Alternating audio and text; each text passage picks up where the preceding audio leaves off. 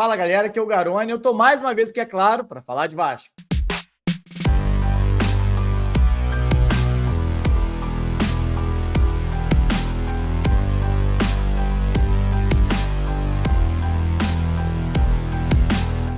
Não deu para o Vasco no primeiro jogo das semifinais da Copa do Brasil. Derrota por 2-1 para o Atlético Mineiro na Arena MRV e de virada, né? O Vasco saiu na frente com o gol de Felipe Coutinho, depois o Arana empatou o jogo e o Paulinho, cria da base vascaína, fez o 2-1. O Vasco segue vivo para São Januário. Uma vitória por um gol de diferença, 1-0, 2-1, 3-2, leva a disputa para os pênaltis. Qualquer vitória acima disso classifica o Vasco diretamente para a decisão, algo que o Vasco não chega na Copa do Brasil desde 2011. Mas a gente já falou muito sobre o jogo aqui. A gente fez uma live pós-jogo aqui no canal. Se você não viu, depois dá uma olhadinha aqui no canal. Mas, principalmente, debatemos os lances dos gols.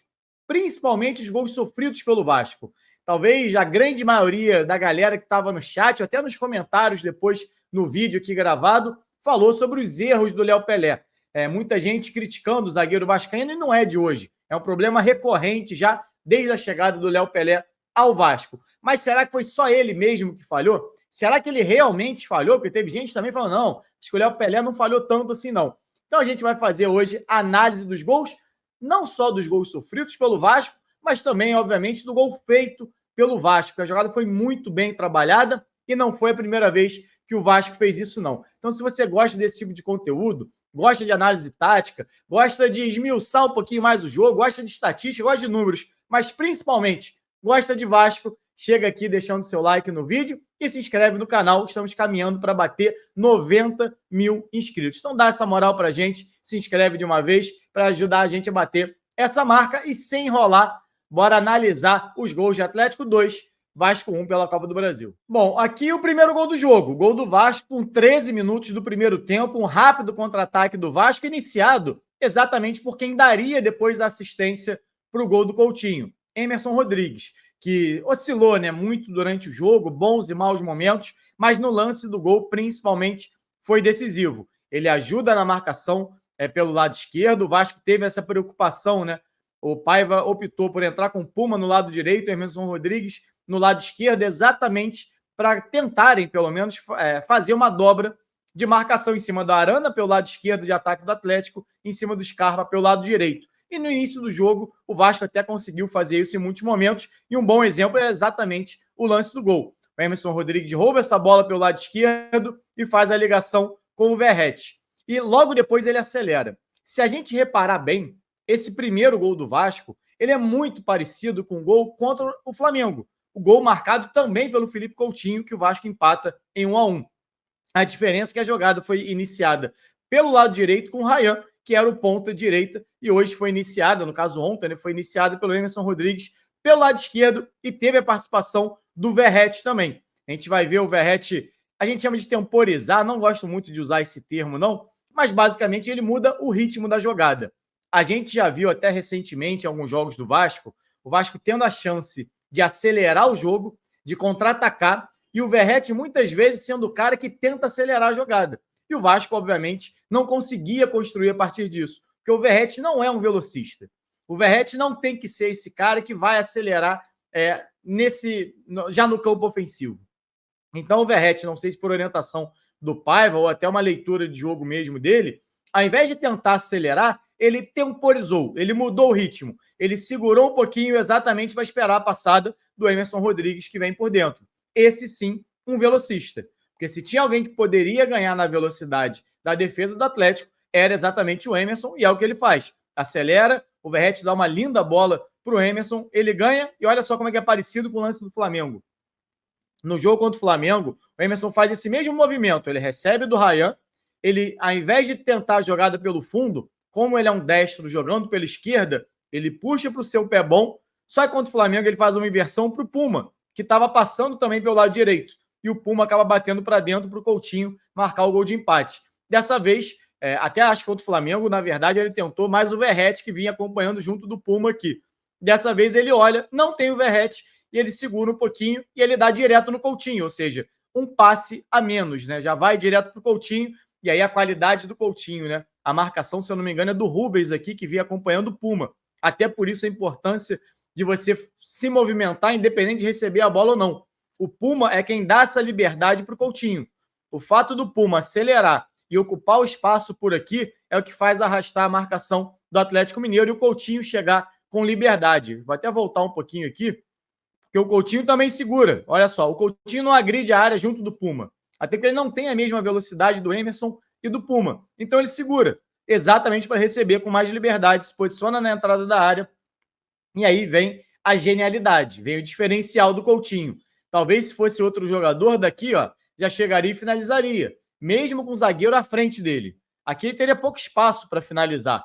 Muito possivelmente ele tentaria bater cruzado aqui no canto do Everson e talvez não fosse a melhor opção. E aí ele domina, a bola até corre um pouquinho, e aí a qualidade do craque, do cara que é diferenciado, ele faz o drible e finaliza na diagonal, fazendo o segundo gol dele com a camisa do Vasco, desde o retorno dele, o primeiro na Copa do Brasil. E aqui a gente já tem o lance do gol de empate do Atlético Mineiro, que sai quase aos 38 do primeiro tempo, ou seja, o Atlético demorou para conseguir esse empate, era até um jogo, até certo ponto, até os 25 minutos, 30 minutos, um jogo mais equilibrado. E para mim, é exatamente no momento onde o Vasco talvez comece a cansar no jogo. Foi o momento onde a marcação mais alta do Vasco, a gente vê aqui, ó o Hugo Moura, o Matheus Cocão, todo mundo no campo ofensivo, o Vasco começa a afrouxar essa marcação mais alta, porque sempre que um time marca mais alto, ele assume um risco de deixar espaço na profundidade. Se a sua linha defensiva, por exemplo, não acompanha a linha de meio de campo, você começa a gerar espaço entre as linhas. E foi exatamente o que aconteceu, não só no primeiro gol do Atlético, como também no segundo. Repara aqui onde é que está o Léo. O Paulinho, a gente falou muito sobre isso na live, o Paulinho sai muito para se movimentar entre as linhas. O Paulinho, nesse momento, ele saiu lá do ataque e veio receber essa bola aqui no meio de campo. Por quê? Exatamente para abrir espaço. Exatamente para sair dessa marcação dos zagueiros. O Léo acompanhou, mas acompanhou mais ou menos. Ele acompanha. Quando o passe não sai no Paulinho, o Léo já tenta voltar. Só que aí ele fica no meio do caminho. Já viu no beisebol? Quando tem uma rebatida e o corredor acaba ficando no meio ali das duas bases, a bola vai para um lado, vai para o outro e acaba sendo eliminado. Foi mais ou menos o que aconteceu com o Léo aqui.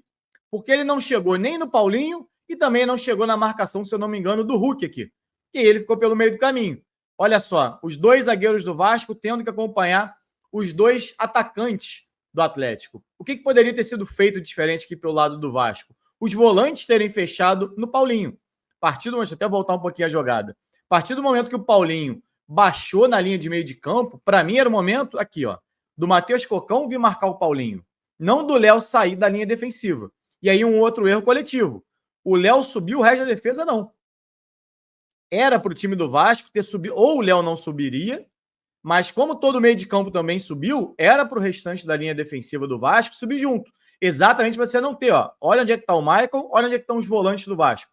Olha o espaço que o Atlético teria, e é exatamente nesse espaço que o Paulinho recebe. O Léo, aí a gente já tem falado muito sobre isso, tem uma dificuldade muito grande para definir a jogada.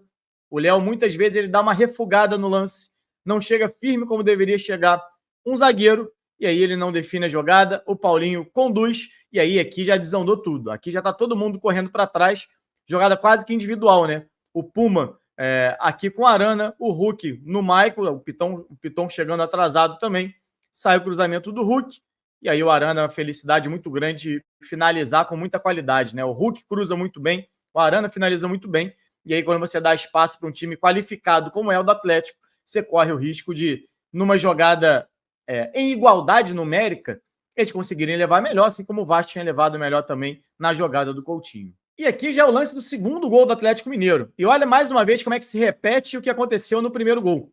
O Vasco subindo linha de marcação, olha os dois volantes subindo aqui. O Vasco, nesse momento, com 5 jogadores praticamente no campo ofensivo, né? O Hugo Moura e o Cocão subindo exatamente para pressionar, os dois virados para frente, olhando ali para o Lianco. 5 jogadores, metade do time de linha do Vasco, sendo batido em uma bola do Lianco, olha só. A partir do momento que o Lianco faz essa inversão, ele já eliminou 5 jogadores, metade do time do Vasco, que acabou ficando no campo ofensivo, e a bola já está lá no ataque. E aí, preste atenção. A gente viu durante muito tempo, até falei aqui, o Puma ajudando o PH pelo lado direito, por ser o ponta direita. Exatamente para tentar fazer uma dobra pelo lado para não ter tanto espaço assim para o Atlético. E aí, muito mérito do Atlético. Olha só o Arana, como é que ele se movimenta, sai do lado esquerdo e inverte com o Rubens. O Rubens vem para o lado esquerdo e o Arana vem por dentro. E arrasta a marcação do Puma. E aí vem a grande falha para mim no lance do segundo gol, que é a falha do Puma. O Puma vem inicialmente para dentro para acompanhar o Arana, só que, olha, pronto, já foi. O Puma tá olhando a bola numa disputa do PH, que a gente sabe que é um lateral baixo que tem dificuldade nesse jogo aéreo, assim como o Piton, e dá total liberdade para o Arana. Quando a bola vai no Hulk, pronto, passe para o Arana, total liberdade do Arana. Quando a bola chega no Arana, não tá nem o PH, que estava no Rubens, e nem o Puma, que ficou atrás. E aí o zagueiro mais alto, que é o zagueiro que normalmente fecha a parte central da zaga, tá saindo dela, que é o Michael. Vem o Michael cobrir PH e Puma pelo lado direito. E aí, ó, deixa eu até voltar um pouquinho, porque eu vi muita gente criticando o Léo, e até eu mesmo na live falei que o Léo errou. Preste atenção na movimentação do Hulk. O Hulk é quem dá o passe pro Arana, e ele tá se movimentando junto do Léo. Vocês conseguem ver aqui, ó. O Hulk e o Léo. Preste atenção agora nisso. O Léo se movimenta o tempo todo marcando o Hulk. Inclusive, ele ganha a frente, né? O Hulk, na verdade, pega as costas do Léo e o Léo tá marcando o Hulk. E quem vai fazer o gol não é o Hulk, é o Paulinho, que vinha sendo acompanhado inicialmente pelo Piton e o Piton fica no meio da jogada. E aí é complicado, para não dizer que é impossível, o Léo acompanhando o Hulk, vem esse cruzamento, ele freia e tenta fazer o corte, ele saber de onde está vindo o Paulinho. Aqui faltou alguém acompanhar o Paulinho, porque toda a movimentação do Léo é correta. Ó, ele tá lá, tá tentando marcar o Hulk, ele tá na frente da jogada, o cruzamento sai na frente, ele vai atacar a bola, porque ele sabe que o Hulk tá atrás dele. Agora, o movimento do Hulk, assim como o do Léo, era de buscar esse lado mais para fora, né? Como se fosse um cruzamento mais para o segundo pau. E o Paulinho não é sequer encostado fazendo uma diagonal. Então tem uma vantagem da velocidade que ele vem, da pressão que ele vem, do Paulinho, muito grande. O ideal seria você ter o Michael aqui por dentro, para ajudar antes dessa bola chegar aqui nessa zona. Ele já está posicionado para fazer o corte, e o Puma ou o PH fazendo essa marcação aqui.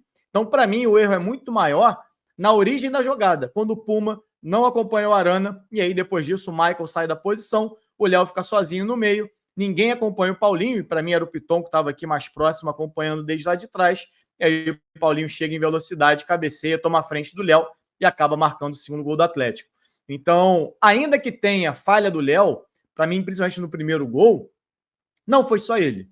O Puma falha 2 vezes, né, nos 2 gols também, e para mim o Piton acaba falhando muito mais nesse segundo gol do que o Léo. O Léo acaba ficando vendido no meio da área, marcando o Hulk e tendo a chegada do Paulinho com total liberdade em vantagem de posição. Ou seja, muito melhor posicionado, vindo embalado, correndo de trás, pegando essa bola de frente, enquanto o Léo estava fazendo um outro movimento, porque ele estava marcando o Hulk e não o Paulinho, mas não por culpa dele. Ele tinha que marcar o Hulk também. Acabou que sobrou 2-1 e o Atlético levou vantagem e leva essa vantagem para dentro de São Januário. Bom, galera, esse é o vídeo de hoje. Se você gostou, deixa o like no vídeo, se inscreve no canal. Saudações e até a próxima.